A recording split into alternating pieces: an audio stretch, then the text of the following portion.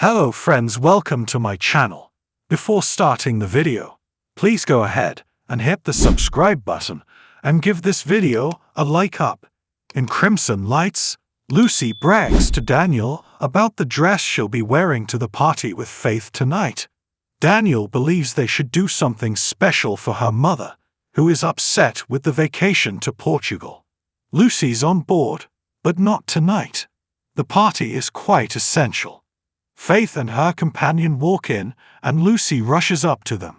Lucy inquires whether she will accompany them to the pool party tonight, but Faith informs her that while she hates to disappoint her, it is not going to work out.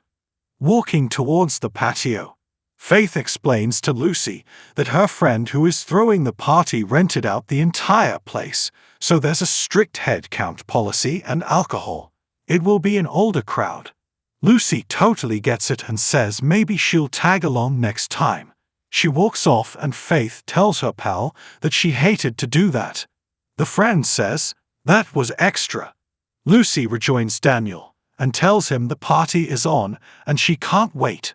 When Nikki walks inside the club, Jack approaches her and inquires about her well-being. She feels the outpatient treatment is going nicely. Jack wants to sit and catch up, but wonders if Victor is meeting. Nikki claims he isn't, but even if he were, he has no say over who her pals are. Jack has something he would like to address with her. They sit, and Nikki informs Jack that Adam is temporarily stepping in for her at Newman Media. Victor claims it's because she needs to recover, but she suspects there's more to it. She is worried about the company. Jack has strong doubts that Adam is out to destroy it. He wonders why she hasn't fought more. Nikki acknowledges that the stress of the war. Nikki says nothing is worth losing her sobriety and admits she's been concerned that this situation with Kyle might tempt him to take pills again. Jack assures her he's fine but rants about the escalation in tension between Diane and Kyle, who is moving out and has taken the reins alongside Audra Charles at Glissade. Nikki frowns. "So, now it's just you and Diane in charge at Jabbit. Wasn't it her idea to fire Kyle?" Jack asks, "What are you getting at now?"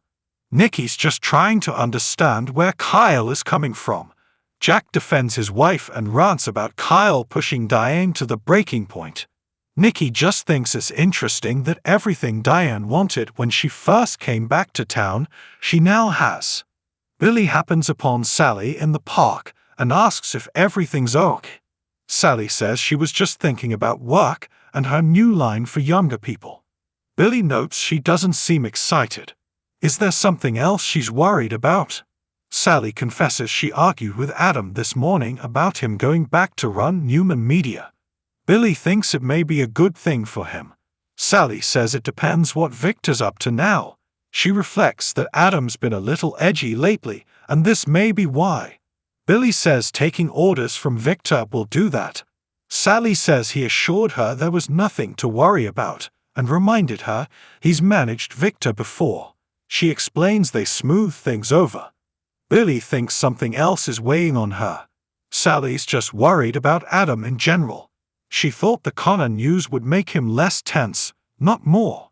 Billy confides that he was with Chelsea earlier, who said she couldn't do this anymore and alluded to making mistakes. She gave him an excuse and left. Sally says, "So you're worried too." Billy wonders if things aren't going as well as they say, or if they don't want them to know what really happened in Baltimore. Chelsea finds Adam at Newman Media and blurts that she almost told Billy everything. Adam's relieved to hear she started to tell him and stopped herself. It's been making her crazy and she's a mess.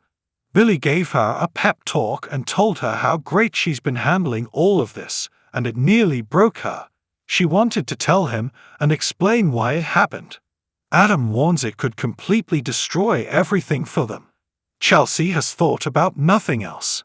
That's what stopped her. Adam says this is killing him too, keeping this from Sally. They had a moment of weakness. We're human. That night we both needed comfort. Chelsea agrees. The pain was unbearable. Adam asks if she really wants to lose Billy. Jack slams his briefcase down in his office at Janet. Nikki trails in behind him and asks him to hear her out. She didn't want to create friction between them. She reminds him they promised to always be honest with each other. She doesn't trust Diane and has only tried to be civil to her for his sake. Jack asks why losing her son would be part of Diane's grand plan to take over. Does she really think he wouldn't know if Diane had some huge secret agenda? Nikki only wants the best for him. He deserves happiness, always. With that, she walks out. In Adam's office, he informs Billy that he and Chelsea had fought in Baltimore. He lashed out and acted like a jerk. Billy is not surprised. Adam claims they became drunk, and Chelsea was in the line of fire. He spoke several things he regretted. Billy wonders how he does that given her history.